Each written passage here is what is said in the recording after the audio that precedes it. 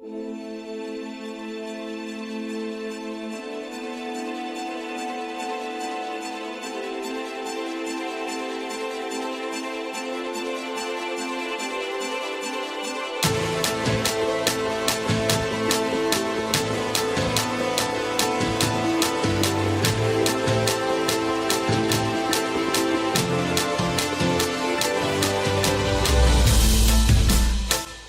to the NFLMAX, the radio show inspired by the league, founded in 1998, bringing you 20-plus years of fantasy football experience.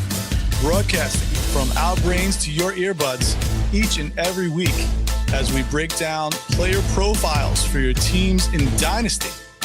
You can check us out now on iTunes, Google Play, Spotify, Facebook, or you can watch the show on YouTube at youtube.com/NFLMAX for your weekly Max fix. As always, Ewok Juggernaut here with the hot pineapples. Nick, what is going on, man? How are you feeling post-NFL draft?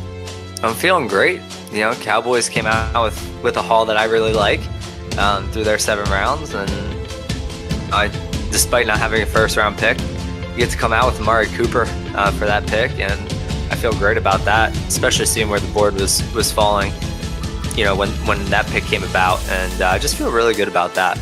No regrets there getting Amari Cooper. He will be a Cowboy for another contract, so that plus all the picks that they took, I mean, a couple upside guys, I'm feeling good. But overall, it was, you know, first round, a little bit boring for fantasy purposes. You had to wait a while for, you know, obviously Kyler Murray goes 1, you know, Daniel Jones goes 6, Haskins goes 15, but it really wasn't until Jacobs goes at 24, and then you get Harry going off the board at 32, where, you know, it got kind of interesting for fantasy. It was a really slow round 1 for fantasy purposes, but I actually really enjoyed it because I just expected a lot of trades, a lot of movement up top, and it didn't happen. Teams took a different approach this year, and, you know, it was interesting to see how everyone, you know, approached the draft this year. Yeah, for me, it was, you know, somewhat disappointing. Basically, it was like playing a game of Battleship where missiles are flying all over the place and players stepping on landmines.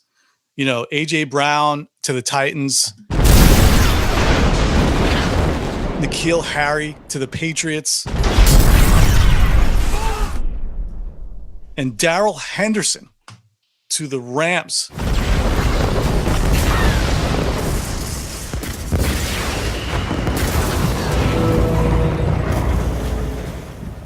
I mean, you got to be kidding me. The NFL draft pretty much sunk my battleship this weekend, but we're going to deep dive into these players tonight and talk about these landing spots and try to predict the future for you guys. So, I mean, to start it off, the most shocking picks, I guess we'll go round by round, you know, aside from the obvious Daniel Jones to the Giants in round 1, what do you think was your biggest shocker for round 1? Yeah, Daniel Jones is like the low-hanging fruit, right? Like, with the 6th pick in the 2019 NFL Draft, the New York Giants select Daniel Jones, quarterback, Duke. So they do love a quarterback, and it's the kid from Duke. You can just go ahead and you know, keep hitting that one with a wooden stick. But I think the most shocking, at least from a fantasy perspective, obviously, you know, you could talk about defense and some of the teams, you know, who maybe took a defensive guy a little bit higher than they were predicted to go. But for fantasy purposes, I think the most surprising thing to me was Josh Jacobs actually going in the first round. Hello. Hey, is Josh there? Yeah, this is him. Hey, Josh, this is John Gruden with the Oakland Raiders. How you doing? Doing good. How you doing, Coach? You remember meeting me at the Combine? Yes, sir. I told you we had 3 first-round picks, and if you're there, we're going to get you. You want to be a Raider? Yes, sir. You fired up about it or what? Most definitely, most definitely. Man, our coaches are celebrating it here. We're really excited. I'm going to turn the card in. You're going to be an Oakland Raider. Thank you, man. Hey, we need a feature back now, so I'm just telling you, you're going to get the opportunity of a lifetime. We've got some great receivers to take the pressure off you. We got a hell of a quarterback, and we got one of the biggest offensive lines I've ever seen. You know, you heard him mock there to start the pre-draft season, and then he doesn't run his 40 at the combine, and he decides to run at his pro day, which the time that he recorded there was poor, but I don't think that's at all an accurate reflection of what he's actually capable of. I think he was still nursing a groin. I think he made a mistake to run. I think it was bad advice to run, but nonetheless, he did it. But you can see it. Obviously, it did not impact, his overall draft standing. He still goes in round 1. He gets that round 1 pedigree. And, that's all you can ask for from a fantasy perspective, is for a running back to get that first round pedigree. They rarely miss. Yeah. And, the Amari Cooper trade, pretty much is Josh Jacobs for Amari Cooper, Raiders and the Cowboys. So you've got to love coming out of that trade with Amari Cooper over Josh Jacobs. And I love Josh Jacobs. I don't think his 40 time was a reflection of what he actually was on the field.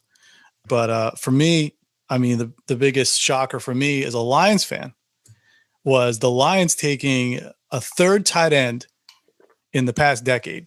We've gone from Brandon Pettigrew to Eric Ebron, and I'll never forget that because they passed on OBJ for Eric Ebron. And here we are again, another tight end in the top 10, third time in a decade. But I think they finally got it right with TJ Hockenson. I personally don't like when teams draft tight ends that high, but if you're going to take a tight end that high, Hockenson or Fant would have been my selection. So yeah, as a Lions fan, I'm happy.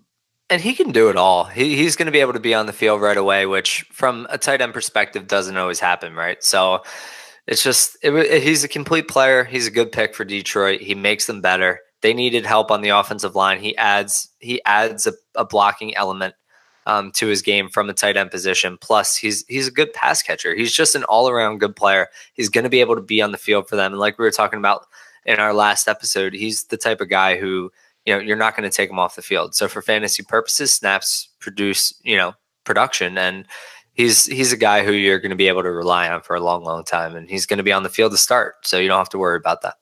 Yeah. And with Patricia, trying to replicate somewhat of the New England Patriots offense, if they use him like Gronkowski, wheels up for him in, fantasy purposes. But we'll see. We'll see what happens. Round 2.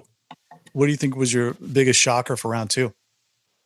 So round 2, I think one of the funniest picks in the draft, and I'm not going to knock them because I actually really like what the Redskins did, but for me, it's got to be Drew Sample. The Bengals. What in the world is that pick? That was an odd one. I was looking up stats today in preparation for the show, and his biggest game of his career is 4 receptions for 79 yards. He only went 25 or more yards 6 times in his entire 3-year career at Washington. One of the games was exactly 25 yards. He had one game of 26 yards and another one of 27 yards. So three of those 6 were at the 25, like from 25 to 27 yards. It was a very odd pick.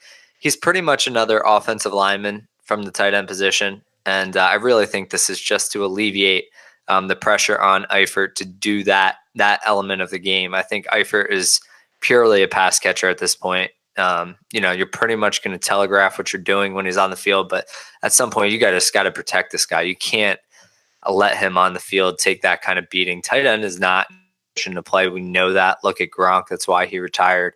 The toll that it takes on your body is, higher than some of the other positions in the NFL. From blocking, pass catching, getting hit over the middle, you do a lot of different things to your body from the tight end position, and Eifert just can't stand up to it anymore. So they spend a high draft capital to get a guy who can play pretty much an offensive line position from tight end.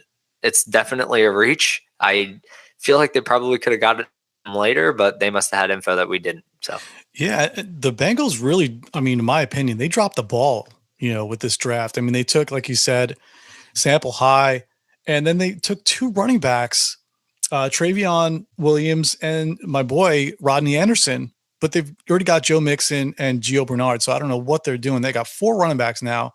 It's a crowded backfield in Cincy, and they may be the new Jaguars. They may just be focusing on the run. They focused on their offensive line this offseason. They get Drew Sample to be another lineman from the tight end position. It's wheels up for Mixon. I think I'm expecting a really good year from him. Yeah, as long as he stays out of trouble, Yeah. he'll be fine. I still love Rodney Anderson, but he won't see the field anytime soon. But for me, round 2, I mean, the obvious slide for DK Metcalf, falling all the way to the bottom of the second, and he almost fell into the third. Okay, we'll both cry together then, all right? Why y'all wait this long, man? I know. It was shocking to see him fall that far, but I'm very excited about the landing spot playing with Russell Wilson. And then I guess, Deebo Samuel going that high when the Niners just took Austin Pettis a year ago in relatively the same spot. And, Deebo and Pettis are like very similar athletically and metrically. So I don't know what San Francisco was doing. Yeah, I think I think their pick with Diontae Pettis and, now with Deebo Samuel and even the guy that we'll talk about in a little bit, Jalen Hurd, I think just the versatility is what they're looking for. I think, Shanahan is a very creative mind in football. And I think he knows that when you have players that can do multiple things and, perform at multiple positions or multiple facets of the game, and you can scheme up different things and you can keep teams off guard. And I think that's what he's doing. It's just compiling a bunch of weapons, guys who can do multiple things. I mean, shoot, look at Kittle. He can even act, he fall down on the ground, roll around, act like he's hurt, and then he gets up and he, is down the seam for 60-yard touchdown. So, Jalen Hurd gives them another, and we'll talk about him, may as well jump into it. He's a surprise round 3 selection. A lot of people, weren't sure what to make of Jalen Hurd. He started as a running back over in Tennessee, transfers to Baylor, position switch, and very raw.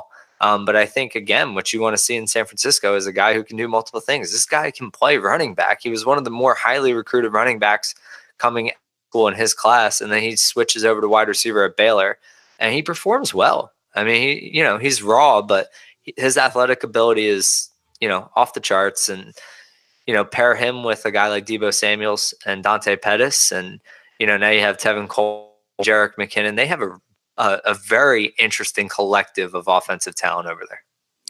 Diontae Pettis' ADP is pretty high for a guy who didn't even have 500 yards or so last year. That's the Matt Waldman effect. Again, Matt Waldman again. Pettis last year was his number 1, and Butler was his number 1 this year. Got to scratch your head with that RSP now. But, I don't know. I love Deebo. Like I said, I like him better than Pettis. So it's going to be interesting to see what they do in San Francisco. So another 3rd round shocker for me, this was a big one. Deontay Thompson, 3rd round, 302. I mean, that's a big reach for Pittsburgh when there were other wide receivers on the board that I liked a lot better. Not quite sure. I didn't have Diontae Johnson ranked that high at all pre-draft. And, you got Juju and Washington there. So now for me, I'm loving James Washington right now because I'm not really high on Diontae Johnson. Yeah. I mean, we talk about, Pittsburgh being like that team, like when the Seattle Seahawks select a running back, your ears kind of perk up because they've just done such a nice job, drafting them. It's the same thing with the Steelers and wide receivers. When they took James Washington last year, he was an instant target for me. The metrics checked out, the athletic ability checked out, the draft pedigree checked out to be the Steelers. Same thing when they took Juju. It's just they're a very good team at scouting wide receivers. And, it goes back to Antonio Brown. It goes back to Santonio Holmes. It goes back to, you name it, Emmanuel Sanders. They do a very good job at drafting wide receivers and developing wide receivers. So anytime they take one with any sort of day 2 pedigree, you're up. Diontae Johnson was not even on my radar. Nope. I did not see this coming. Very interesting pick. I don't know if it's a reach. I'm not gonna doubt the Steelers. Kind of like a Bill Belichick type of thing. Whenever the pick someone, you always kind of go back, revert back, and take another look at that player. Like, what did I miss? Why did the Patriots take this guy? And so, this is one of those examples. And I just for the record, I ran a Accomplice RotoViz for those of you that don't know, just redid their website. Totally new interface. It's beautiful. Did a really good job with it. Very user friendly. They have something called the Box Score Scout, And what it does is, it gives you a game log of everyone, a player summary, and then you can also run comps based on metrics, production, and draft pedigree. So I just ran Diontae Johnson through with his draft pedigree of 66th overall. And let's go top 5 comps. Number 1 is Kiki QT. Number 2 is Ryan Switzer. Number 3 is Josh Reynolds. 4, we were just talking about Dante Pettis. And number 5 is Bruce Ellington. So a pretty interesting set of comps. Not a really high ceiling, but some guys who have hung around the league and have been, borderline fantasy relevant. Yeah, but I mean, look at the guys that they passed on when they took him at 302. I mean, Terry McLaurin, I loved. What a great pick by the Redskins. Miles Boykin, I was high on, not so much anymore. And of course, Hakeem Butler and Gary Jennings. These are guys that went after Deontay Thompson, who I'd rather have all those guys after, aside from Deontay Johnson. So really, I mean, when it comes to Pittsburgh, I know we like to give them their due, but let's not forget about Sammy Coates and Malachi Dupree. So, I mean, yeah, no, you're right. I mean, I think they missed the boat here on this, but we'll see. No, they don't hit them all, but they also don't spend, day 2 capital necessarily on their misses. They miss. I'm not going to say they don't miss, and this, to the instant reaction and the naked eye, so to speak, it seems like a reach and a questionable call, but. Again, I'm not going to question them. I probably won't end up with any shares of Tay Johnson necessarily, but we'll see how they use him, see how they employ him. That has a high-octane passing offense, and you just never know. So he's a name to watch out for. I haven't really seen him going in drafts that I've done so far. The market doesn't seem to be reacting to the draft capital and even the landing spot, which typically are hot, but I don't see the market reacting. So as long as he's going undrafted, he's at least a name to monitor and keep an eye on. Yeah, but James Washington definitely avoided a landmine, and wheels up for James Washington as the number 2 in that offense. What do you think about, like, when it comes to your pre-draft process?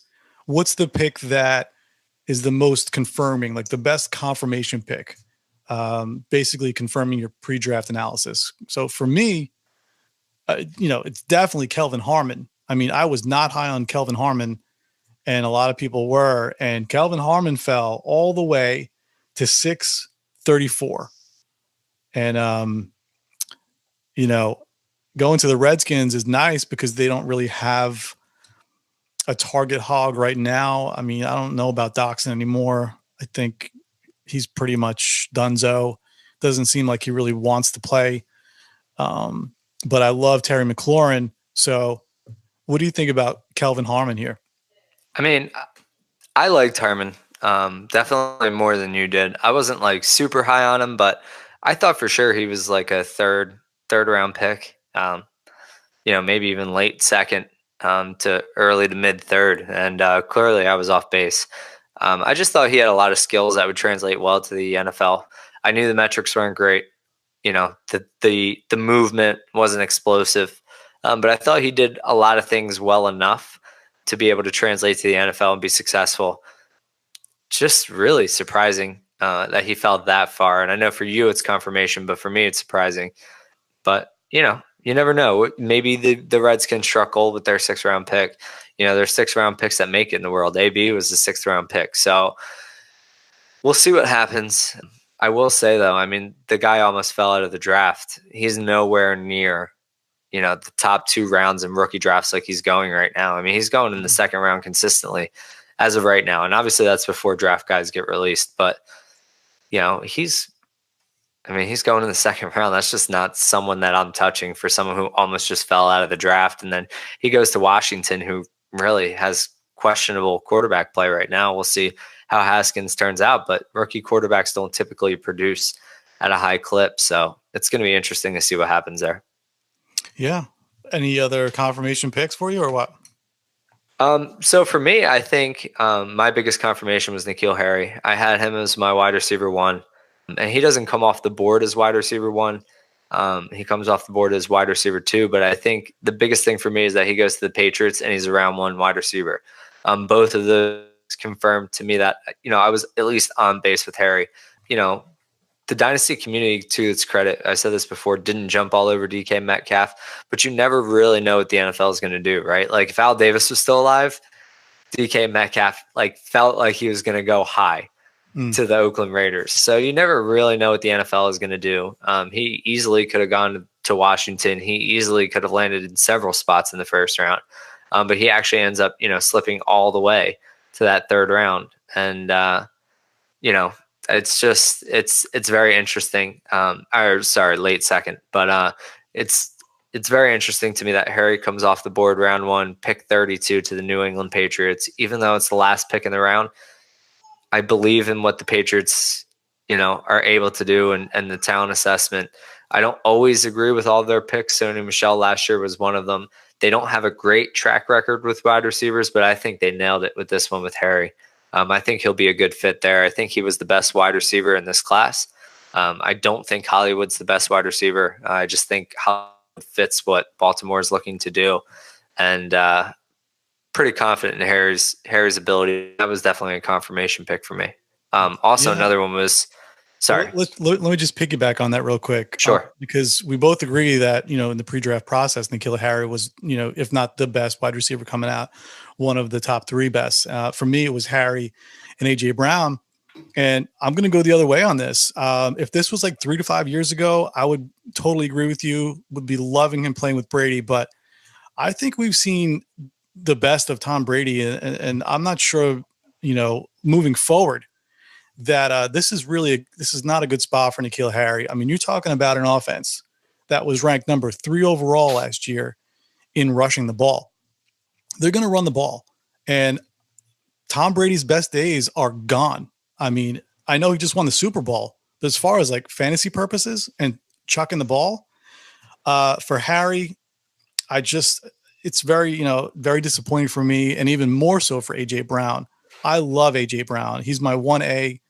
And for him to go to Tennessee, of all places, it's just god-awful. And now, unfortunately, we're going to have to move A.J. Brown down our draft boards because he's tethered to Mariota. But I don't know. I'm going the other way here with N'Keal Harry with the Patriots.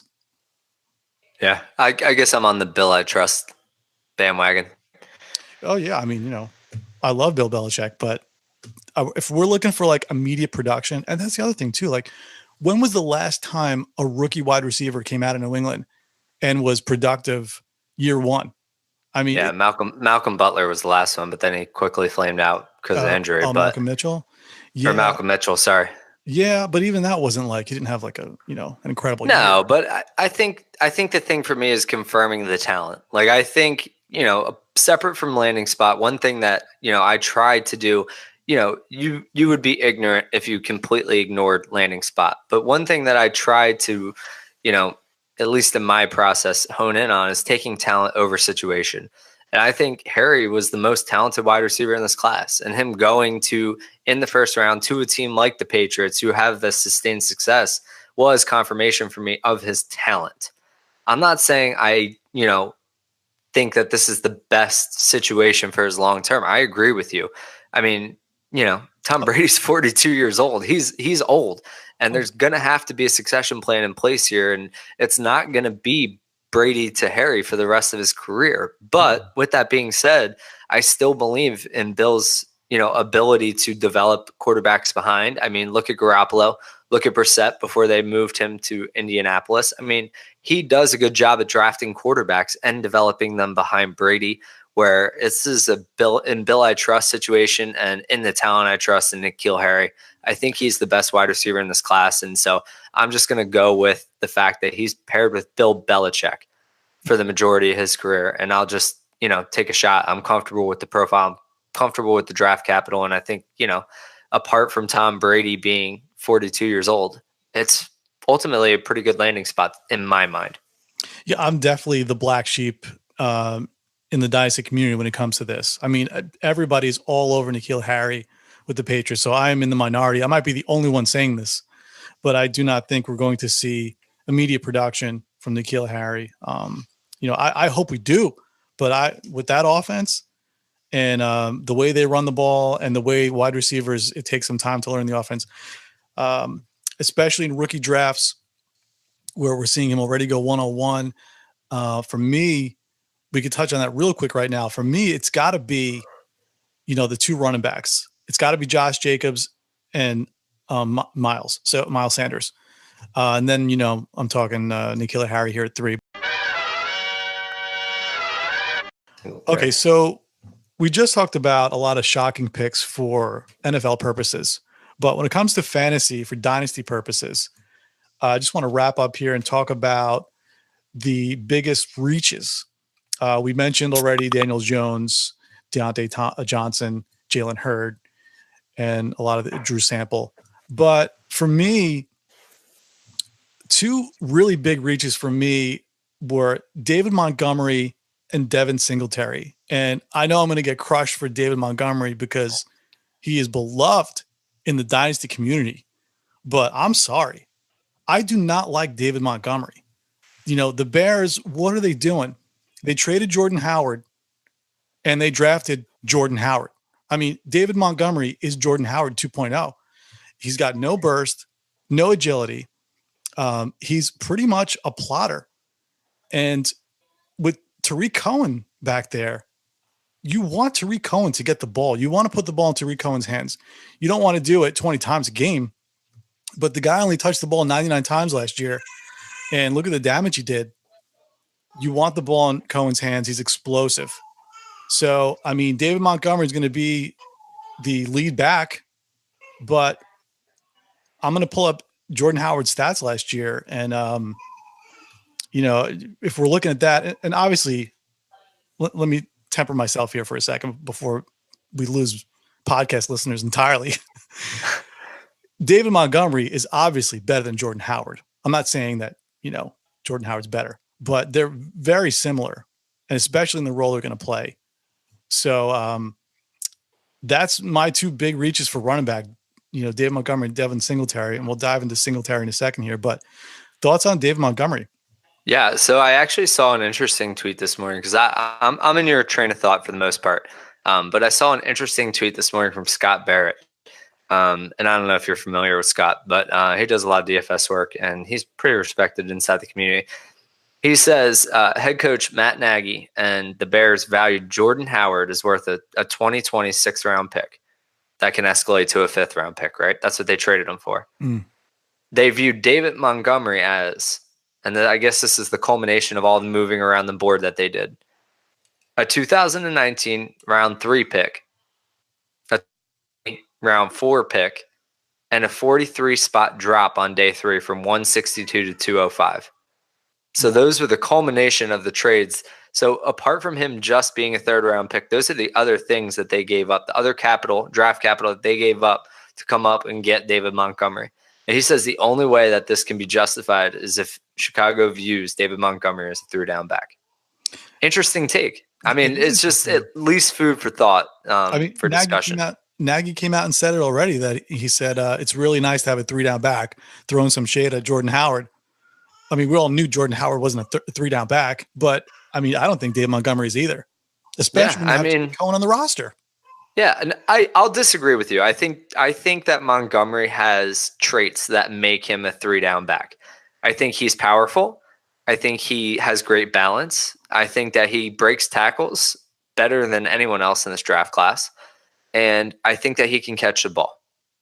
However, he gets caught from behind a lot. He doesn't get to the second level. And I don't see his game translating to the NFL. And that's an understatement that he gets caught in the backfield. Well, I mean, that's the thing is he gets caught from behind by defensive linemen. So he has the traits and the abilities to be successful in the NFL. The balance is second to none. His ability to break tackles, his elusiveness is second to none. He can catch the football. So all of those things are positives in his favor toward being a 3-down back. But you just cannot get caught from behind by defensive tackles. You can't. And you've got to be able to get to the second level and be able to get to the second level with some movement and some force. You have to have momentum. He doesn't have those things when you watch him on tape. So it's just very questionable at whether he's going to be able to translate. He went to Ohio State. He's playing Big 12 defenses. It's not like he's in the SEC putting up the numbers that he did. He's doing it against a conference that has weaker defense traditionally. So I'm just not sure that as the players get bigger and faster and stronger, that he's going to be able to replicate what he did in college. And that's my main concern. I'm not saying that he doesn't possess the skills to be a 3-down back, because I think he does. I think he has those traits. I just don't think that he does them well enough to be an actual 3-down back in the NFL. Yeah, and let's not forget what's going on in Chicago, where you got Mitch Trubisky, who's a scrambling quarterback, and in the red zone, or if you're anywhere close to the goal line, Trubisky can run it in. So he's going to vulture rushing touchdowns away from Montgomery. Cohen's back there, and in Howard's awesome year in quotations, you're looking at an average of 1,100 yards, 8 touchdowns, and about 20-25 reception. So, is he a round 1 pick in a dynasty in the rookie drafts? Of course. But, I don't see the hype, and he's getting some crazy hype. That's my thing is I'm out on Montgomery at the price point. At 103, 104, where he's going right now. 104 is probably as low as, maybe 105 is as low as you'll see him go in, the drafts that are going. I'm not paying that. If you're talking back end of round 1, like 109, 110, 111, we can talk. But I'm not paying 104 in a down class for someone like Montgomery. I'm just not doing it. It's just not something that I'm willing to do. So he's on my avoid list, even though I think there's potential. Let's do it. Let's. Where's the breaking point? So for me, you've got, do you take him? I would rather have the 2 tight ends. I'd rather have Noah Fant and TJ Hockenson over. I would too. Montgomery. Yep. I'd rather have, obviously, you're talking about when we go to what, the Josh Jacobs and Miles Sanders. So he's the 3rd running back, obviously, in this class. Then you go to wide receiver, and we'll just go down the list. Obviously, I'm taking N'Keal Harry over him. I am too. And I'm going down the actual NFL list here. Marquise Brown. No, I'd rather have Montgomery. Okay, I agree with that. Deebo Samuel. No, I'd rather have Montgomery. See, I'd rather have Deebo Samuel. AJ Brown. No, I'd rather have Montgomery. I'd rather have AJ Brown. Mecole Hardman. No, I'd rather have Montgomery.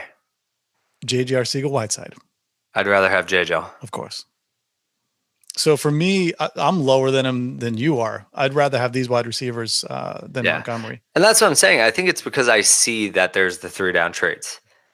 I think I just, even if I'm sitting there though at 108 or 109, and that's where he's at on my board, and he's still there, I'm probably trading down because I don't feel comfortable picking him there.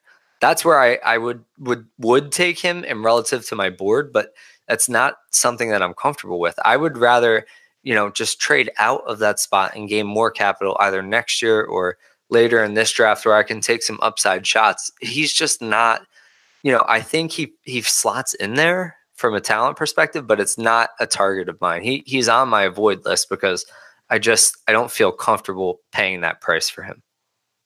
I agree. And let's go to our other whipping boy rookie running back, Devin Singletary, who was selected by the Buffalo Bills with the 311 spot. Shout out to the Unabomber's.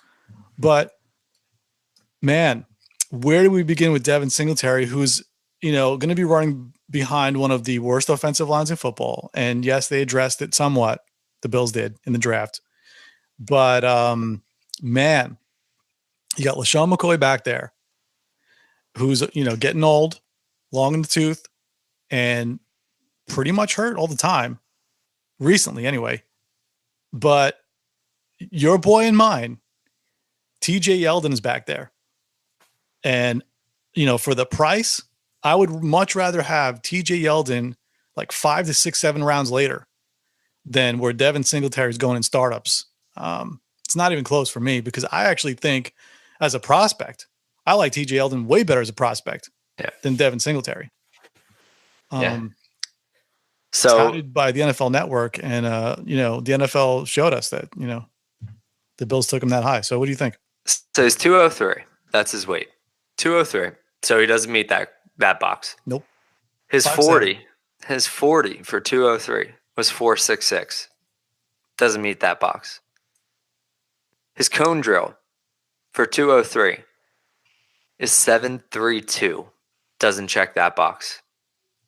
So really, what box does he check? I mean, he doesn't. He checks one box, and it's his college production. Yeah, it's his rushing production. It's his rushing score and his rushing production, but the rest of the profile is weak.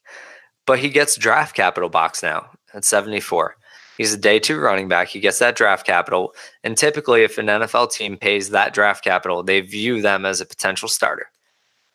So I run his comps here at 74. Please don't say LaShawn McCoy, because that's all everyone's saying is, oh, he's LaShawn McCoy. He's not LaShawn McCoy. He has no burst and no agility whatsoever. His first comp is LaShawn McCoy. I'm kidding. I'm joking. No, LaShawn McCoy does not show up on this list. The first 5 comps, very interesting. Jamal Williams, probably a career backup in the NFL. His second closest comp, Ronald Jones. Yeah, I agree with that.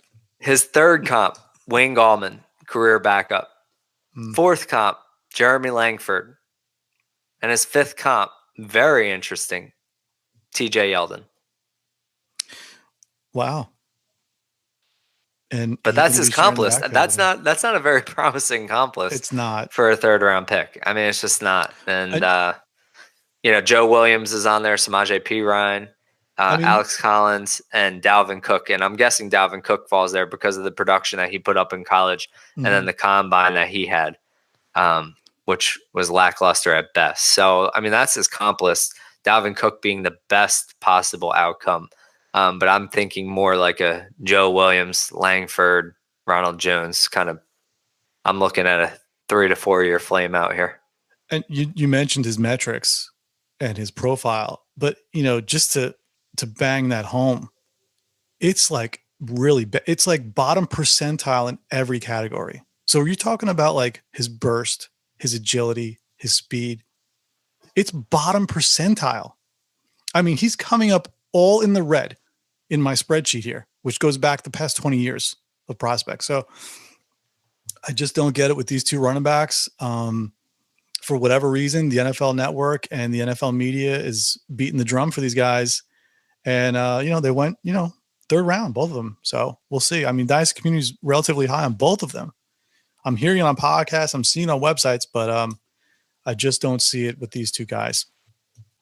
So just to finish up here on the draft reaches, the obvious Marquise Brown at 125, we all know that that's a reach. We don't even have to go there, but to finish up here with Mecole Hardman, taken by the Chiefs at 224. And I think it's basically a reactionary selection based on the news of what's going on with Tyreek Hill and, possible suspension. They came out and, talked against it already, and it doesn't look good for Tyreek Hill. It doesn't look good at all. So I don't think they would have selected Hardman if the news broke after the draft, or if the news didn't break, rather. So Mecole Hardman at 224, obviously he's got that 4.3 speed. He's got agility. He's got burst. So he checks some really important boxes, especially in that offense with Mahomes flinging the ball. They're going to want to, fill in that hole if they're going to lose Tyreek Hill. He'll slide right in, but, he's not Tyreek Hill. But what are your thoughts here on Mecole Hardman? So real quick before I give my thoughts, I ran his comp list with a 56 overall draft pedigree. And here's his list. Closest comp, Curtis Samuel, Kennedy Stills, Bruce Ellington, Kiki QT, Justin Hunter, Deion Kane, Dante Pettis, Marquise Goodwin, very interesting, Philip Dorsett, and Nelson Aguilar. So interesting comp list, some productive wide receivers. He seems to be at this draft pedigree pretty safe. The only thing I'll say about that list is that they don't have Pat Mahomes and they don't have a defined role already. I think when the Chiefs took him, obviously it was in direct response to what's going on with Tyreek. I think they're preparing to move on from Tyreek and live life without Tyreek. You know, I really truly believe that they're going to handle this one right. I don't think they can afford to mess it up. And I think the only right way will be to wait to get the facts. And then once you get the facts, you cut ties. And I think that's exactly what they're going to do here. But Mecole, I mean, being someone who, you know, lives in the South now and watches a lot of SEC football, I'm a huge Jake Fromm fan. That's no secret. I'm like a massive Jake Fromm fan. My wife loves him. She has his jersey. So we watch Georgia. And Mecole Hardman, he's fast. I mean, there's no way around it. He's fast. He was the Chiefs guy. I don't know that they had to take him here, but they saw who they wanted. They saw a direct replacement, 1-for-1, and they went after him. With that being said, before draft guides come out, he was not on people's radar. I mean, he was on people's radar, but he wasn't on their radar. So your average fan who probably doesn't watch college football or watch Georgia on a daily basis doesn't really know much about Mecole Hardman.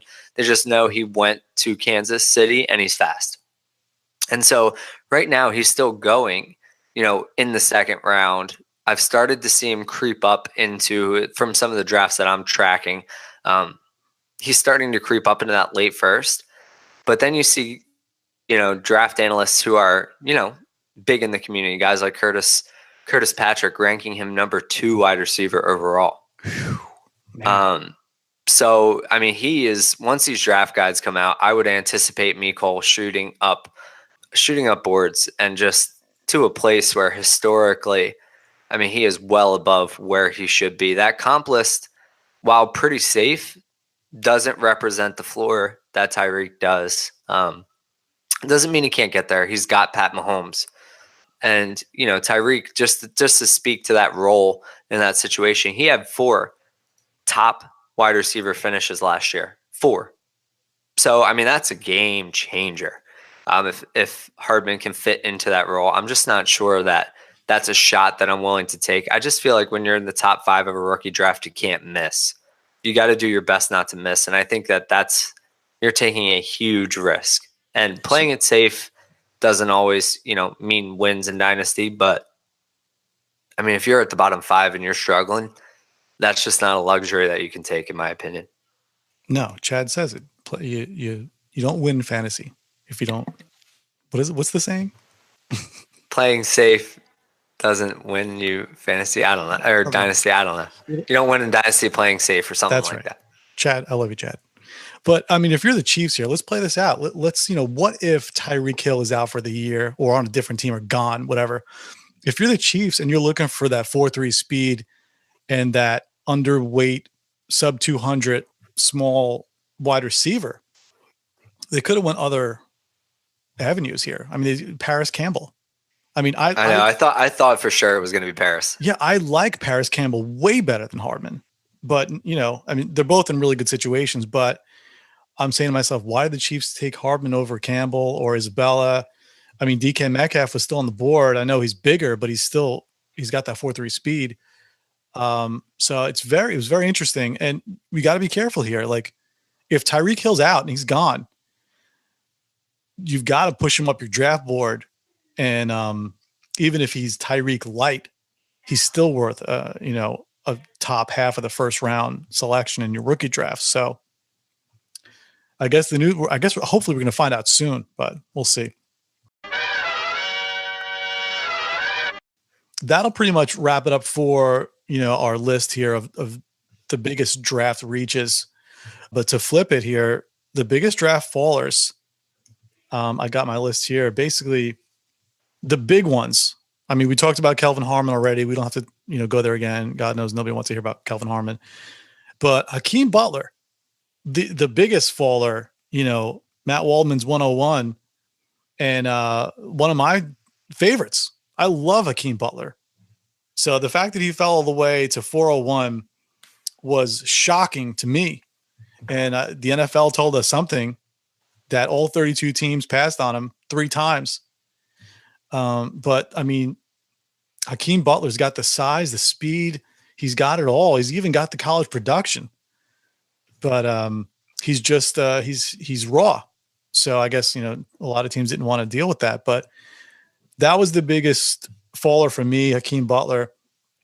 You want to say anything about Butler? I know you were relatively high on Butler early on, and then it seems like he kind of cooled off on him.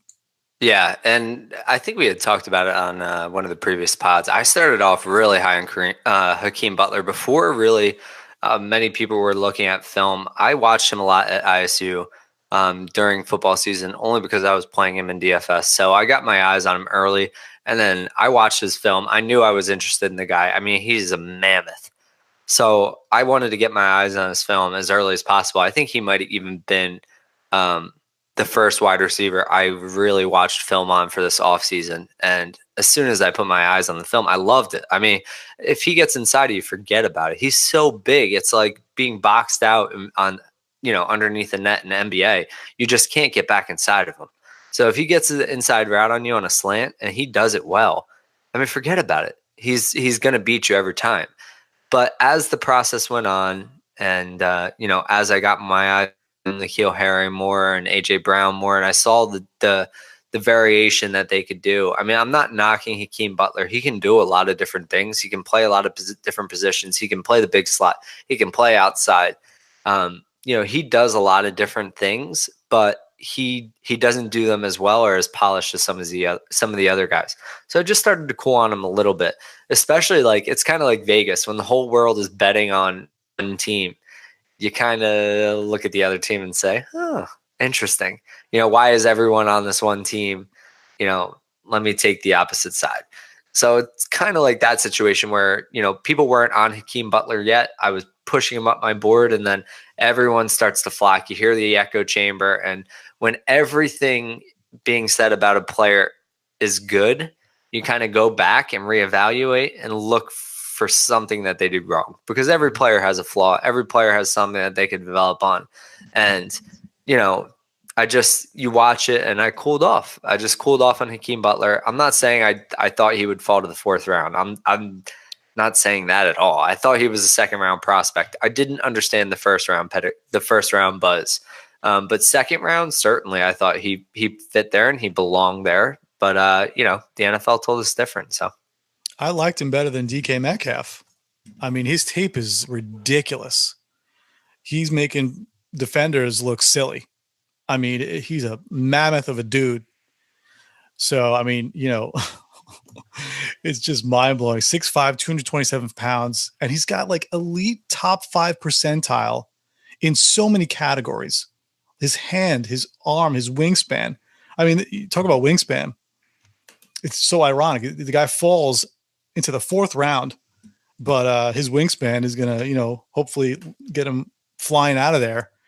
But he's still going to be flying up rookie draft boards. That's the irony here is, like you said, the echo chamber, Twitterverse is not going to let go of this. And, unfortunately, neither am I, because I still love Hakeem Butler. So Hakeem Butler, I don't know where to put him. I don't know where to rank him, because I love the situation. I love him playing with Kyler Murray. So Kyler Murray, one of the best deep ball throwers coming out of college. So he's got that. Kyler Murray's going to fling him the ball.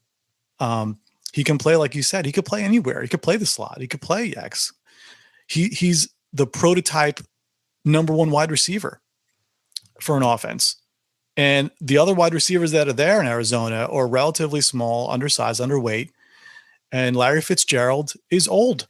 So, I mean, when is Larry going to hang it up? Maybe in a year? Who knows? But, I mean, if this is Larry's last year, and then you fast forward to next year, and Butler's got a year in the offense, groomed by one of the best wide receivers to ever play the game, and he's got Christian Kirk and Andy Isabella, next to him. I mean, he's the biggest target in that offense. So yeah. I can't push him down my draft board too far, and I just don't know what to do with him. And that's the thing is, I think that's what I'm starting to hear from different people. I mean, that's the argument you present is the exact same thing that people are saying. And I just want to caution about that because, in my opinion, Hakeem Butler, the reason that I cooled on him was because he was boom bust from the get. I mean, this is a guy who broke out late. The size speed combo is undeniable. What he did his senior year is undeniable. But before that, he was a relative no one. So his profile was boom bust coming in, and then you get a boom bust guy in the second round. Even a guy like DK is a boom bust profile. You can live with it in the second round. Now this guy falls to the fourth round. He's already a boom bust profile, but you look at the size and you get suckered in because you believe that there's no way he can't be successful. And I'm not saying that you're doing this. I'm just saying that, in my opinion, people are going to be stuck on their pre-draft notions of what he is. And the fact of the matter is he was a boom bust profile before the NFL draft. And now he goes in the fourth round to an air raid offense, and you're going to just get these people who aren't adjusting. For me, it's dangerous. I would caution people to go there. He's not someone who I even have on my board at this point. For me, he's an avoid player because you're still going to have to take a fourth round, day 3 wide receiver in the back half of the first round. That to me is just still going in the first round. Yeah. Yes. It's just bad process. He's tied to Kyler Murray. He's tied to an air raid. He's tied to Cliff Kingsbury. And people are sticking to their pre-draft notions about it. He's a boom bust profile. And I just ran the comps. And I know I keep going to these comps, but this is a great tool for you to get an idea of his comp list and how boom bust it is. His comps in order. Amara Darboh, still in the league and soon to be out. Cody Latimer, still in the league. Has done nothing, soon to be out. Chris Harper, out. Laquan Treadwell, still in the league, soon to be out. Kenny Galladay, Michael Thomas. Now you're starting to get the upside of it, the boom part of this. Kenny Galladay, Michael Thomas, Moncrief. Then you go back to Jalen Strong, Juju Smith, or Darius Stewart. That, to me, that comp list is accurate. That's a boom bust profile. There's one guy that they don't mention who I was madly in love with in 2015, and that's Dorial Green-Beckham. Another freak, 6'5", 225-pound wide receiver who checked a lot of boxes and had some elite top 5 percentile attributes to his profile. And I love DGB coming out of college. And I feel like here we go all over again. But like you said, see, when it comes to wide receivers, I want these rookies that are tied to elite quarterbacks. So like Russell Wilson, Andrew Luck, and Pat Mahomes. And those are 3 spots where I'm looking at right now. So you got DK Metcalf with Russell Wilson, and you got Paris Campbell. Paris Campbell with Andrew Luck. So but you've got 3 wide receivers here with Kyler Murray. So I don't know. And then you've got AJ Brown with the freaking Mariota. I just caution people: a first round rookie pick on a 4th round NFL pick. On a boom bust prospect, it just screams bad process to me. That's all I'm saying. I'm not saying disregard what Waldman did and have him ranked as his number 1. I'm not saying disregard everything that you did pre-draft. Hakeem Butler is a talented player. I'm just saying that he went in the 4th round for a reason. I see a place for him in Arizona, but I see it being on the inside in that big slot position, in that big slot role in the air raid. And the thing about the air raid is these guys don't move around formation. Once you have your spot, you have your spot. And it's not typically the slot that is super productive in that air raid. It's the outside guys. So that's all I'm saying is just caution yourself. It's a boom bust. I'm not saying Hakeem can't win an outside slot. That's the one thing about Hakeem that he can do is he can be an inside guy or he can be an outside guy. So there's a chance that I'm completely wrong. But if I'm completely wrong, that's the boom part. If I'm not, that's the bust part. It's a shaky profile to be drafting in the 1st round of your rookie draft. I think the best way to go about Hakeem Butler is, and I'm going to probably do this in most of my leagues because I love Hakeem Butler, is you're just going to, unfortunately, if you're a fan of Butler, you're going to have to pass. And you're going to have to wait because he's not going to really do much this year, especially if he's going to play the slot. That's Larry's role. So just pass on him. And then try to buy him during the season when he's not doing anything. And listen, he's a project. We know he's a project. So you're better off just passing on him and making a trade for him during the year when he's not doing anything. And Larry's still playing. I'm not going to pay a 1st round pick for Hakeem Butler. And if that's where he's going, I'm out. I'll try to make a trade for him during the season. So other guys on the fall list here for biggest draft fallers. Will Grier to the 3rd round, 337 to Carolina, which actually is a great spot. He grew up a Panthers fan, watching the Panthers as a kid, and a homecoming of sorts, going back to Carolina to play for the Panthers. Coaches the program here local in Charleston. He coaches Oceanside Academy, Collegiate Academy. So, I mean, he's, 3 hours away. I'm sure he'll be at his game. So it's nice. He's around family, sticks around the area. Yeah, it's great for him. I'm a big fan of Will Grier. I was shocked that he fell all the way that late in the 3rd. I'm thinking he's like mid-second round, late second round. He went all the way to bottom of the 3rd. Tyree Jackson went undrafted. I was a fan of his. And you got the running backs here, Rodney Anderson, Dexter Williams, and Alex Barnes, who did not that get was drafted. A surpriser to me. Rodney Anderson, I'm not shocked at all that he fell that far. I know you were a fan. He was off my board pre-draft. Just wasn't really interested. He was a big projection from what he did his freshman year. It had P. Ryan written all over it. I mean, Samaje P. Ryan, and I made that mistake. I made that mistake a couple years ago of projecting what he did his freshman year. I made that mistake, and I will never make that mistake again. Rodney Anderson is a projection of what he did when he was healthy. He's got 2 bum knees now. He's had a hard time recovering. I am not shocked whatsoever that he lasted to the 6th round. He's got talent. That's why he went drafted. Not surprised. Dexter Williams, I was a little surprised. I liked him, not as much as you, but he's a pretty good back. And you know what? He's in a fine position in Green Bay. It's sneaky. Anyone but Aaron Jones. That's for my buddy Alex. And that's a fine spot. But Alex Barnes, someone that really, really surprised me going undrafted. I really like Barnes. I think he's a very talented back. And, I hope he sticks. Yeah, Barnes is in a great situation in Tennessee because Deion Lewis is getting long in the tooth. And Derrick Henry is going to need some. It's Derrick Henry. I mean, there's nothing else to say. He's Derrick Henry. Derrick Henry. I'm back on the train for this year, but I'm sure I'll jump off and jump in front of the train week 4. You can enjoy that ride. I am off the Derrick Henry bandwagon. You guys can have fun on that. I would much rather have Alex Barnes for nothing. You can get Alex Barnes for ungats. But Dexter Williams, listen, Dexter Williams is better than Jamal Williams. So right off the bat, Aaron Jones is the best running back in Green Bay.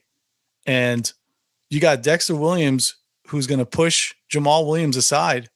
And I'm sorry, I know you love Jamal Williams, but Dexter Williams, to me, is way better running back than Jamal Williams. It's not even close. I mean, Jamal Williams is a plotter.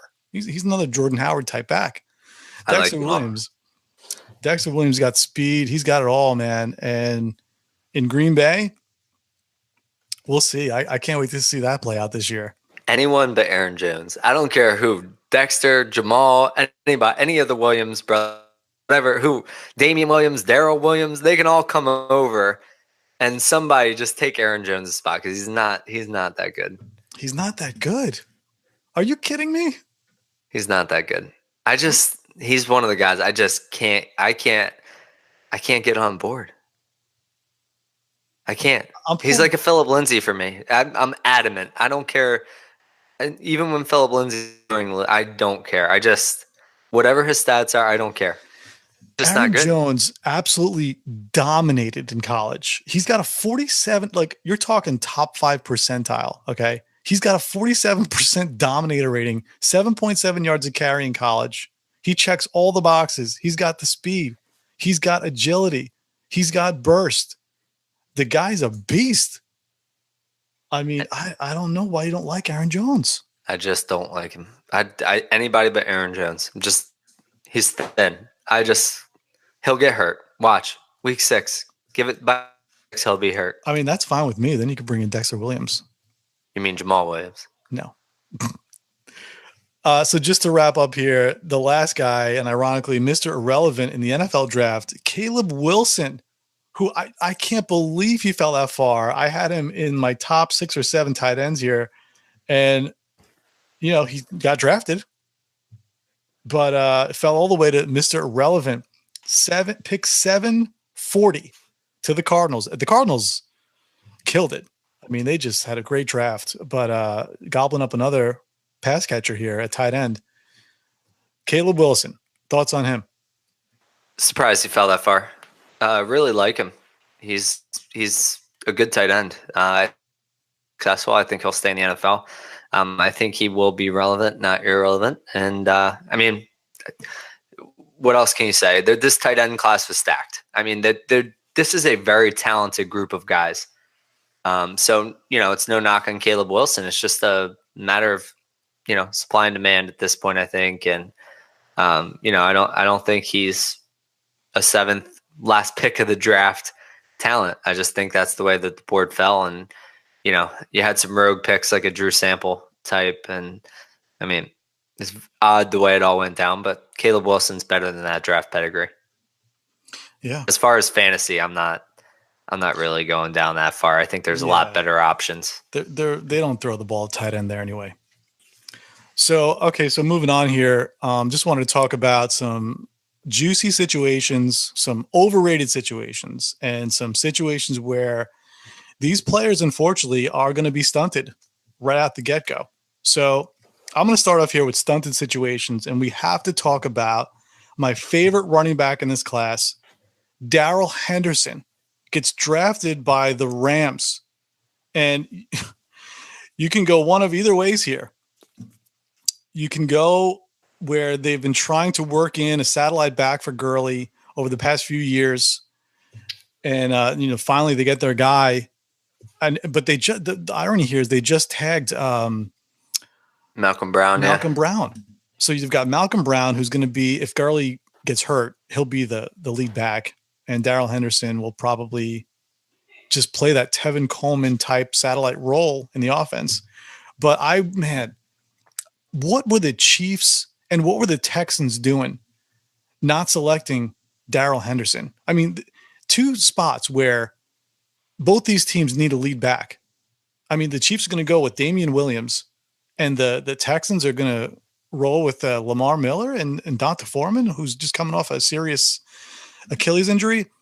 Yeah, I mean, I think KC inked Damian with the idea that they were going to use him this year. And that's probably why they brought in Hyde for, a year behind it. I think they're looking forward to the 2020 class. I think they can get by with a guy like Damian for 1 year. And it's the same thing. I mean, Lamar Miller, say what you want about him. He's fine. I mean, he's a fine running back in the NFL. He's a middle tier. He's not going to light the world on fire, but he's also not going to be the worst back in the league. And I think they want to see what they have in Dionte. But I think their eyes are on this 20 class. I really do. And there's a ton of talent. Overspend for a running back like the Cowboys did in the 4th round to get Tony Pollard when you can go get, in the 4th round next year, it's a guy like A.J. Dillon. I mean, it's just there's so much talent in next year's draft. I think those 2 teams are the type of teams who they have GMs who are, settled in and not really worrying about their jobs. I think that they're more foresight than immediate production. Darrell Henderson is arguably the most explosive back in this class. I mean, he fell all the way to 306, and they didn't bite in the 1st or 2nd round. So I'm kind of shocked that neither the Chiefs or the Texans went after Henderson, and he lands of all places with the Rams. I mean, so it's either one or the other with Darrell Henderson and Gurley. Either Gurley's injury is much more serious than they're leading us on, and they're concerned, and they moved up to get him too at 306, or they're going to just find a role for him in the offense, and maybe he's going to play a Tevin Coleman type role. But either way, it hurts both of these players. It stunts Darrell Henderson right off the bat, and it kind of limits the elite number 1 overall upside that Todd Gurley had. And it's very strange because Todd Gurley is an every down back and a do it all back. He can line up as a wide receiver. He can do it all. So, I've got Gurley in leagues. You've got Gurley in leagues. What's your quick take here with Darrell Henderson? I mean, I'm okay with it. I'm okay with what they're going to do with Gurley. I think he needed to have his workload reduced. I don't think it's going to make him it'll make him less productive, but not per touch. I think he'll still be, one of the upper tier running backs. I'm not super worried about him. I don't think his stock is falling off a cliff. Like some people who overreact to certain situations.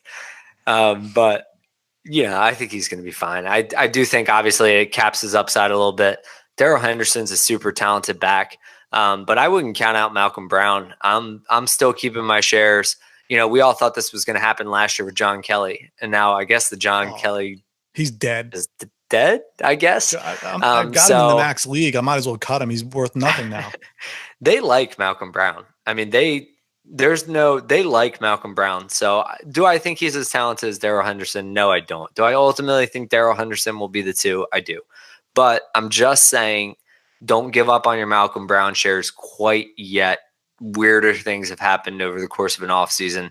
Hold on to him, wait it out, and worst comes to worst, you cut him in August right before the season starts, and you open up that spot for someone else. How about I'm just saying, hold on to it. I would rather have Darrell Henderson than David Montgomery. I mean, you fast forward in a year from now, what if Todd Gurley's knees are just not the same? What if? And this guy is the lead back in a year or so in the Rams offense with that offensive line? Whew, man. Yeah. No, I mean, I don't know. It would be hard for me if I were – here's the thing. If I were on the board with that decision, I'd trade down. Like there's a big tier of wide receivers this year, and Montgomery at the top of that tier is not the guy that I want to invest in. So I would trade down and hope I got someone like Henderson a couple picks later and added some capital, added juice. I don't disagree. Montgomery is not someone that I'm going to have on probably any of my fantasy teams. Henderson, on the other hand, is someone who's on my board and could very well end up on some of my teams. Oh, yeah. I mean, does that mean that I have Henderson above Montgomery, so to speak, on my board? No, but I also, you get what I'm saying? Like, I would prefer Henderson at his price on my roster than Montgomery and what you'll have to pay to have him on your roster. And like you're saying, the possible outcome of situation. I think, so many people get so hung up on rankings. Like, if I'm picking 9, who's the best player on the board? It's all a matter of price. It's like the stock market dynasty. You have to consider what your investment cost is. And I just think Henderson at his cost is a lot smarter investment than Montgomery at his. Well, like you're saying, doesn't necessarily mean he's ranked above him, but the possible outcomes and where that stock could go in relative to Montgomery, the ceiling is sky high for Henderson if he were to get that role. Yeah, I mean, the ceiling is not sky high for Montgomery. It's not. And again, we're comparing two players here. I'm going to bring up Jordan Howard again. So Jordan Howard's first 2 years in Chicago, where he was the lead back and, not getting a lot of targets, 20, 25 receptions. It's the tale of two tapes. Would you rather have like a Tevin Coleman type player in a PPR format, a satellite running back who's going to be catching passes all over the place, but not getting a lot of carries? Or would you rather have a Jordan Howard where you're getting a lot of carries, but not a lot of targets? So it's like in PPR, you're going to get points. So I'd almost rather have the Darrell Henderson and hoping that he can hit that Tevin Coleman ceiling like a few years ago. Or, I'd rather have that possibility than Jordan Howard is just going to plot the ball. And yeah, but I also think that Henderson is more talented inside runner. I do than too, actually. Tevin Coleman. So I think Darrell Henderson has that added upside that Coleman doesn't. I mean, you never know. Coleman was signed, I guess, to be the lead back. I still think Breida's going to take that job. I'm sticking to it. But I think Darrell Henderson is a more talented inside runner. And I think if Gurley got hung up or if he had issues with the arthritis in his knee again or was bummed, I think Darrell Henderson, man, the sky is the limit. And so that kind of stock at the end of the first, early second round, that's the kind of pick that I'm looking to make. I would rather trade down from 107, 108 and get some extra juice and pick up a stock like that. It's like Kalen Ballage last year. Mm-hmm. If he gets a shot, it could be a home run. Yeah, I agree with that take. I love Tevin Coleman, but I actually like Darrell Henderson a lot more than Tevin Coleman. And we've already seen it from Coleman, so that says a lot. Moving on here, for a couple more stunted situations at running back, Alexander Madison and Damian Harris. So Madison is going to be backing up Dalvin Cook. And Madison was selected 339. And before him was Damian Harris at 324 by the Patriots. So you've got a situation where round I'm like 324. There wasn't even 324 picks in the draft. Sorry, my mind went blank. So in New England, obviously they like to run the ball. They were third overall out of all the teams in the NFL last year. So you've got a situation where Sony Michel has had some injury problems. And if he gets hurt again and those knees don't hold up, Damian Harris is going to play that role, that LeGarrette Blount role. And, he's going to do some damage. So he's going to be a nice later round pick for you. And Alexander Madison, who's, I would assume, is the premium handcuff to Dalvin Cook right now. He'll do the same if Cook goes down again. So thoughts on those two guys? Oh, man, you're killing me here because, I love backup running backs. That's like my bread and butter. I love these two. These are definite target players for me in this draft. You're routinely seeing Damian Harris fall like 201 to 206 range. I'll take him there. And you're seeing Alexander Madison fall to that like 2-3 turn. I'll take him there. I love both of these guys. Doesn't it say something to you that the Patriots took Damian Harris in the third round? Like, does that 100% raise a red flag for Sony Michel? Yeah, I mean, just look at it. Like Chow has been saying, like this knee is going to be an issue. And we've talked about on this pod straight up. I think that the Patriots see a window with Tom Brady, and they're like, "What can we do now?" And it was Sony Michel. I mean, look at what he was able to do for them. He was a big reason that they got to where they got to last year at the end of the year. He really came on. He played a big role for them.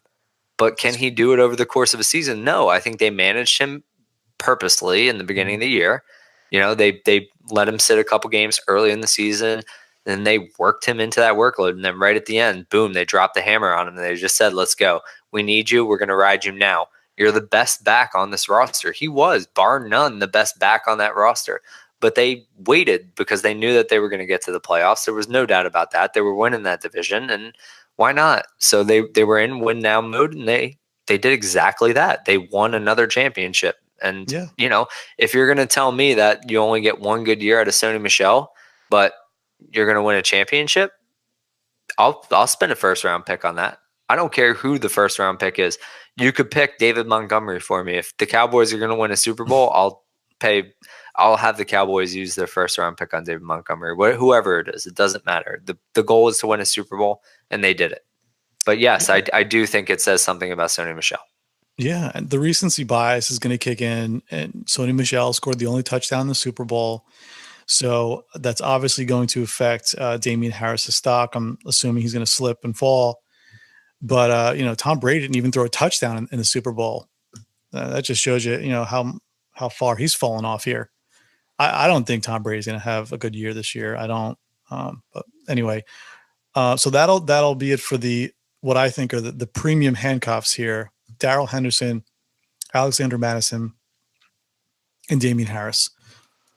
Okay, so just to wrap up the show here, just want to finish up on some juicy situations for these rookies. And to top the list here, obviously Josh Jacobs with the Raiders being the only running back taken in the first round. Gruden said it.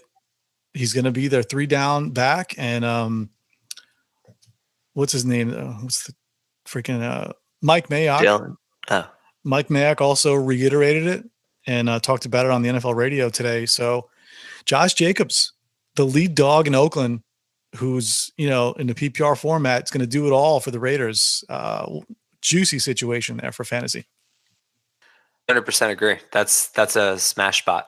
Yeah. And for me, I don't know if we're going to agree on this or not, but for me, Josh Jacobs and Miles Sanders are the hands down 101 and 102, especially in PPR, because both these guys are going to be the guy on their respective teams. And you don't have to wait a year for these guys to develop. And that's why, if I have the 101 or 102, even if I love N'Keal Harry, AJ Brown, all these wide receivers, there's so many wide receivers that I love, but I'm just going to go with the immediate production with Josh Jacobs and Miles Sanders. And I'm taking them 101 or 102 because you're not going to see immediate production out of these wide receivers year one. So you can always flip Jacobs or Sanders after the first year and get N'Keal Harry plus, or, AJ Brown plus. So that's kind of where I'm at now with this rookie draft. What do you think on those two guys in the 101, 102? I'm Josh Jacobs 101, and I'm N'Keal Harry 102. And that's not really going to change for me. Miles Sanders, I have him slotted at 103 for now. I don't see that changing, but I also don't think it's as juicy as you're letting on. Eagles are, they're coy with their running backs. They love to do these weird committees and not use guys how they're supposed to be used. I think Miles Sanders is super talented. Would have much rather, as soon as he was drafted by the Eagles, I texted my friends and I conceded. I don't say many nice things about the Eagles, but I said, this was a really good pick for them. They finally get a running back who can be the bell cow. It's just whether or not they actually use him in that position. Miles Sanders is uber talented, was the top recruit in his class. He was just behind Saquon. So, it's kind of like an Alabama back. You can't knock him. So he's super talented, but we'll see how the Eagles use him. I just don't trust it. I'm going to N'Keal Harry. I'm trusting my own instinct here and going talent, talent driven. And for me, I'd rather be in 1, 2. And then as soon as I get to 3, I'm considering trading out for the right price. But I would be comfortable taking Miles Sanders at 3. 104, I'm trying to get out. You don't think your hatred for the Eagles is causing little clout here? No, it really doesn't, because then, I would be all over the Cowboys, right? Like, the only reason I have Amari Cooper on my roster is because he wasn't a Cowboy when I drafted him. I really try not to take Cowboys. I try to stay as unbiased in Dynasty as possible. You're saying that, but J-Jaw has been, I've had 2 drafts and I've gotten him in both. He's been my top target in both for the price that he was going. So no, I'm not biased. Carson Wentz, I love Carson Wentz in fantasy. He was my top super flex buy this year. I felt like his stock was beaten down for no reason. So no, I'm not biased to the Eagles. But okay. I'm biased to the fact that they never use their running backs right is what I'm biased to. It's a combination of the love for Harry and the hatred for the Eagles, I think.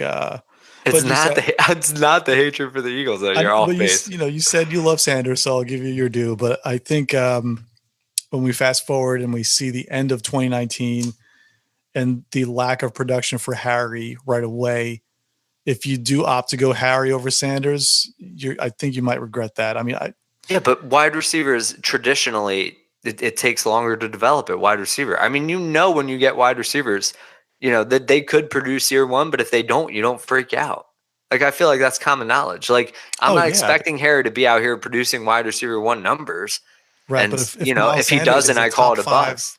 What if Miles Sanders finishes with Josh Jacobs like top 5, top 7 PPR running back? Oh, sure. Yeah. Then I would be upset. But I think the likelihood of that happening in that offense with the Eagles and what they've shown in the running back position is, I'm not going to say impossible, but I think it's unlikely.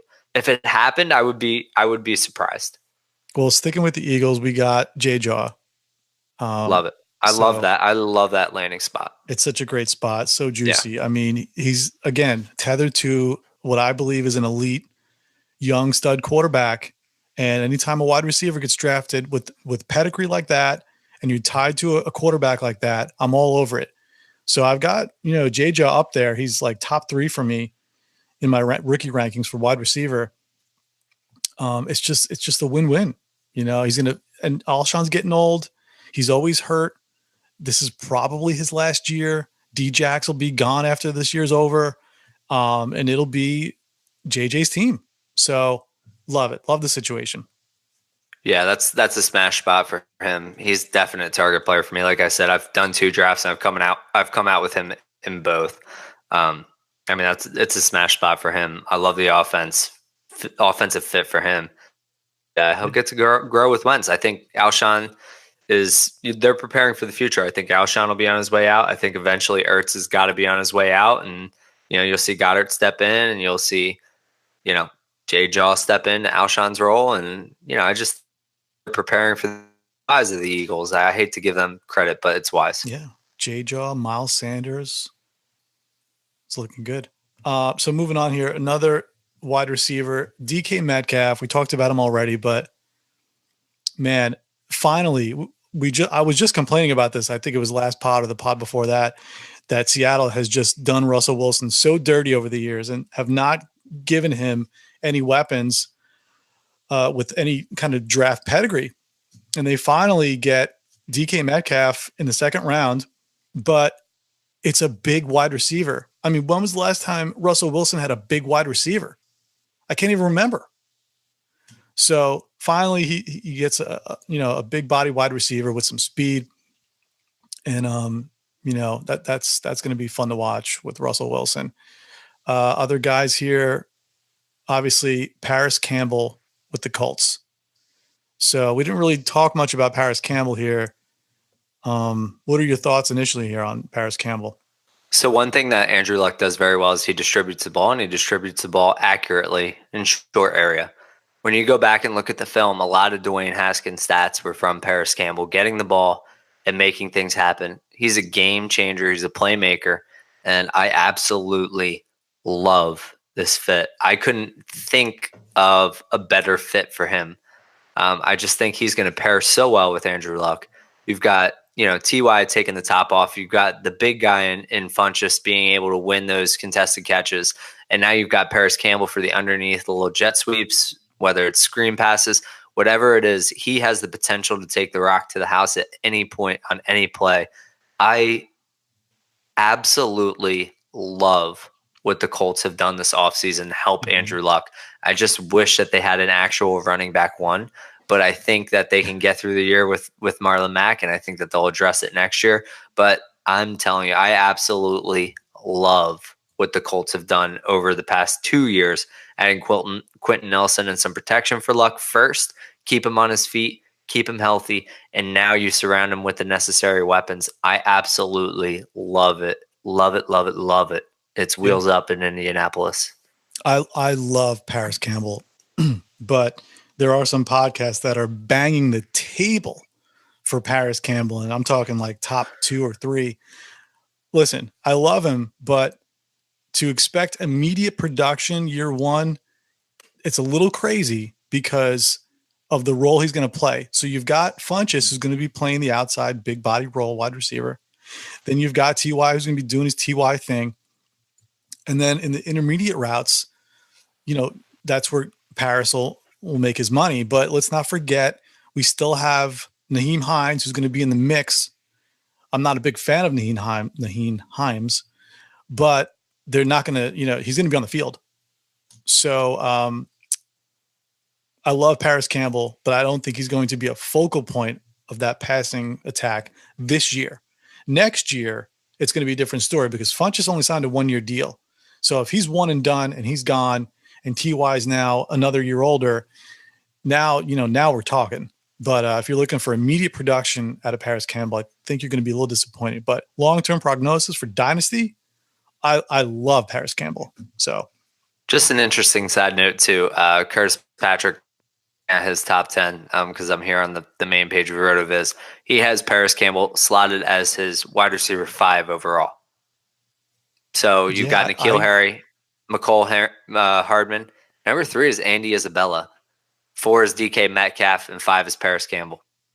Sounds like he ranked them based on situation purely. Yeah. Those are juicy spots. It does sound that way. But I know for a fact that he was a Paris Campbell fan before the draft happened. He had him up there. He did not have Isabella that high, but he had Paris Campbell up there. So I'm not shocked by that final ranking, but still a top 5 wide receiver. I mean, that's strong. It's a strong price to pay. Yeah. But he's definitely on my list. I mean, he's not an avoid player for me. So we'll have to see how that settles out. Right now, he's still going in this. I've seen him creep up into the first. So I was going to say second round. Yeah, no, he's going in the first. I'm trying to recall totally. I'd have to go back and look, but I think he's gone in the first in most of the drafts that I've tracked. But I mean, he's not off my list. I really, really like the landing spot, and I disagree. I think he has the potential to be productive right away. And Ty gets hurt sometimes, so if Ty, I don't think he's going to be in the same role as Ty. I think he's going to play a different role. I think Ty can stretch the field and go deep. Paris is more of a short area. Yeah, that's what I was saying. He's going to play that intermediate route, but yeah, and I think are they going to just he'll be real Naheem Hines? Yeah, I think Hines is. I think Hines got a shot, and I don't think he did much with it. Yeah, he didn't look good last year. I didn't see the speed that was on his profile. I didn't see it. No, he didn't play. He didn't play to the speed. But you didn't see it in college either, and that was the red flag with him last year. So true. We talked about Deebo Samuel already. Just to finish up here, these juicy situations. Justice Hill selected by the Ravens at 4'11". Man, I am excited about this landing spot because, Danny Woodhead has been gone for a while, and he's going to play that satellite back role with Mark Ingram doing his thing, and he could be like playing a Alvin Kamara role to Mark Ingram once again. But love what the Ravens did to help out Lamar Jackson. I've got Lamar Jackson in a handful of leagues, and between the two wide receivers they took, Justice Hill, they have given their quarterback of the future every opportunity to be successful, and giving him Mark Ingram in the free agency too. So they're going to run the ball. They're going to be successful running the ball. And then if Lamar Jackson can develop as a passer, I mean, look out, because these Justice Hill and these two wide receivers are legit. So if you got Lamar Jackson, you've got to be excited. So Justice Hill, I mean, forget it. I mean, this guy's going to be awesome. I mean, even if can you see maybe even like a Phillip Lindsay type season at a Justice Hill? No, I can't see that. Is that on the table? No, I don't think so. But I will say I was very much intrigued by the pick as well. As soon as it came across the screen, I was like, oh, that's an interesting spot for him. It seems to be a fit. And like you were saying, I love what they're doing to surround Lamar and give him a shot. And I think I told you this, I think it was last pod we talked about it. I think he'll take a step forward as a quarterback. I really do. I think you're going to see a much better passing year from Lamar Jackson. I think he was thrown into the fire last year. And I don't think that they really had a game plan for him. So what can he do well without having to really make reads and do the things that it requires at the quarterback position? Well, he runs like lightning. So let's just run the ball. I don't think see necessarily that same exact approach. Are they going to run the ball a lot? Yeah, they are. They're going to run the ball a lot. But I don't think that they're going to run it as much with him, and I don't think he's going to take the beating that he took last year. I could see him taking a step forward as a passer and make the play calling a little more balanced. I'm really excited to see what comes from this Ravens offense. I want nothing to do with Hollywood because of the price that you're going to have to pay, but I am intrigued to watch him in the NFL and see how his game translates. But tie in a big body like Miles Boykin, and don't forget about Jordan Lastly. There's some talent in that wide receiver core now. They've really rebuilt that thing. It's fast, it's lean, it's mean, and so is Lamar Jackson, and so is Justice Hill. And it's going to be fun to watch and see how they incorporate all of these pieces. Yeah, just to touch on Miles Boykin real quick. I know we're like way over time here, but I like Miles Boykin better than Hollywood Brown. I mean, he's got the size and the speed. And you're going to be able to get him way cheaper than Hollywood. So, I mean, it's not for me. It's not even close. I'd rather get Boykin later on. But yeah, Lamar Jackson, forget it. Wheels up. So that'll be it for the show. Just wanted to finish up here on. We've got a listener question here from Rick. Rick from Fat Finger Trading Academy, and big ups to Rick for giving us a shout out on iTunes, a 5-star review. And he's got a question for us. What is it? Yeah. And I'll say thing about Rick, I know you're listening. You are a fantastic commissioner. I appreciate everything you do. Commissioning is not an easy task, but you do a great job. You're always on top of it. And I'll admit it to you. I've never asked you to borrow them, but I borrow a lot of your messages that you send out for RSO, and I just forward them right to my league because they're always on point and timely. So with that being said, the listener question, hang on, I got to pull it up. So the question from Rick is, what is Corey Davis's trade value when trying to buy a 2019 draft pick? So interesting question here. It's on record that I am a huge Corey Davis fan. I texted Russ, and as much as he laments the landing spot for A.J. Brown, as do I for A.J. Brown's value, I actually really like it for Corey Davis. I don't think Taywan Taylor is an NFL talent. Tajay Sharp has been dead for years. So he had nothing near him. And, you could argue that the Titans didn't pass much anyway, which they didn't. But when they did, you knew where it was going.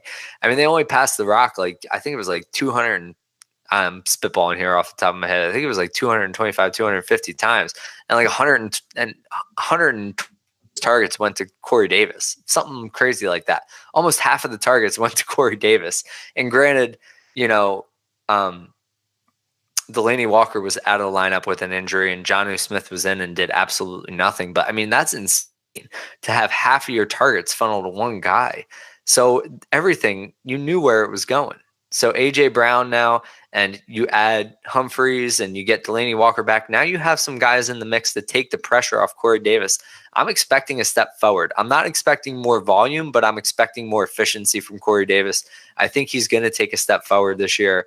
I'm not, as excited about Corey Davis as I was last year taking that step forward, but I still think that you're going to see an incremental step forward. I think you saw one last year, believe it or not. I just think Mariota was so bad that it was Corey Davis's progress was masked. And, Mariota's still there, but he's in a contract year. So either he steps up or he's gone. And you got Tannehill there as a back. I think he's a little bit insulated. Believe it or not, I think Tannehill is actually somewhat talented. So I think he's pretty insulated from injury that Mariota, seems to get every week. So I'm not down on Corey Davis this year. But as far as trade value goes, I think you mentioned it in your text. You're right on the money. I think 103 is what I'm looking for. If I could squeeze 102 and pivot to N'Keal Harry, I'm pretty happy with that. But I don't think that you're going to be able to squeeze 102. But if you can get 103 and pivot to a guy like Miles Sanders, I'm fine with that too. I think that's good trade value. I probably would avoid going 104 or lower. It, for me, would be 102 or 103 or bust. Yeah, I agree with what you said there. I was waiting for you to say it. You said it. The word was efficiency. Definitely we're going to see some efficiency out of Corey Davis. The targets are going to be less. But on the flip side, targets are what made Corey Davis attractive in the first half of the season when he was getting, just a boatload of targets. So now that that's going to be gone and he's going to be splitting targets with A.J. Brown, and let's not forget, they run the ball so much in Tennessee. Man, I just hate wide receivers on offenses like that are just going to run the ball down your throat. And, we don't know what Mariota is. Yeah, but you were excited about Baltimore 5 minutes ago. I was excited for Lamar Jackson. I'm not excited about any of those wide receivers for fantasy. So, I mean, Corey Davis, as far as what you would get for him in a trade, obviously, if you can get what would you take for him. What would you take? Yeah, obviously you'd take 101. That's, obvious. But what would be the lowest that you would take in this class? He's talking 2019 picks. If I could get a 2020 first, we're talking. But I mean, if you could flip at this point, 2020, yeah. But 2019 picks is the specific question. Well, I've got Jacobs and Sanders, my 1 and 2 in PPR. So if I can get either of those guys for Corey Davis, and then you tell me the next pick would be N'Keal Harry, So would you rather have N'Keal Harry or Corey Davis? It's kind of a wash for me. I almost would rather just stick it out with Corey Davis because he's further along in the arc. Yeah, he's got more under his belt. Both offenses are going to run the ball, New England and Tennessee. It's the same thing with H.A. Brown. I mean, I wouldn't go past 3. Yeah. I wouldn't go past 3. So we're the same mindset. Yeah. So 103. But you'd rather have Harry. Probably. I would rather be in if you can squeeze that, but 103, I would probably at this point, so sad to say because I love Corey Davis. I would probably take that and pivot as long as I knew I could get N'Keal Harry. I don't know if I would do it for Miles Sanders now that I'm thinking about it, but I don't know. We'll see when I'm on the clock. That's a smash accept for me. Miles Sanders for Corey Davis all day. Differ because I'm going N'Keal Harry 2 and Miles 3. Yeah. So we're flip-flops. Yeah, but I'm kind of saying it's a wash. You would rather have Harry? Yeah, I would rather have Harry. I'm saying it's a wash. It's a push for me, but the needle is a little more towards Corey Davis just because of the experience. And you have to reset the clock with N'Keal Harry and wait another year or two where Corey Davis is ready to go right now. So I don't know. That's my take. But just I wanted to thank Rick for writing into the show and for giving us a review on iTunes. Appreciate it. So that'll be it for the show. Just wanted to thank everybody out there for listening, for subscribing. And we will be back next week. And that'll be it. Any final thoughts, Nick?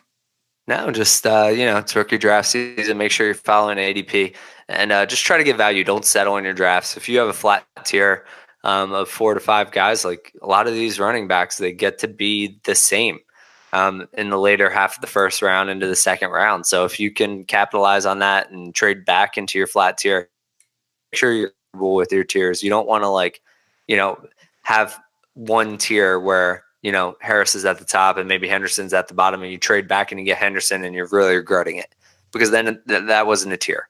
Make sure you're very comfortable with your tiers and you would be willing to pass on the one guy and get some juice to get to the next guy. But just work the board. Don't be afraid.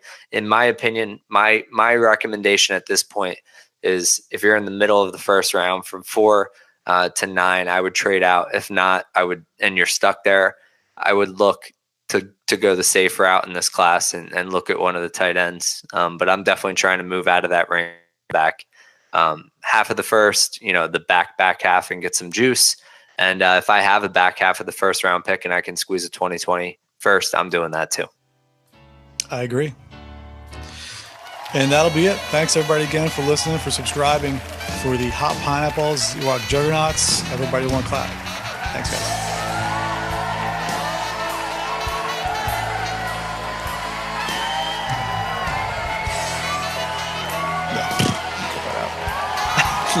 Next on our show sheet. So we're just reading a script down there.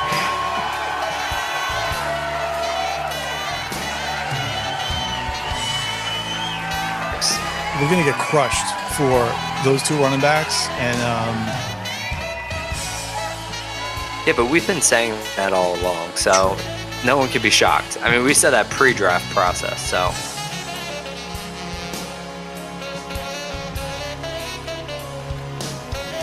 Okay, let's hit him. No, Singletary and Hardman, you don't want to hit them? No, I do. I said let's hit him.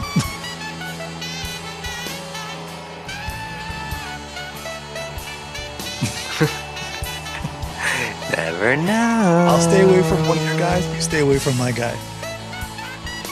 So, like, if you tell me, hey, listen, stay off. That's why I didn't want you to mention Madison. Everybody knows about Madison. I know. Everybody knows about Madison. I really want Madison. Really?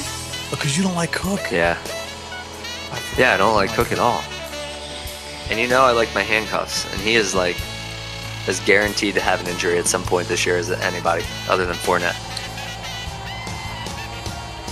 All right, fine. My one guy is stay away from him. I was going to talk about him too. Stay away from him and I'll stay away from him. Deal? You got it. I really like.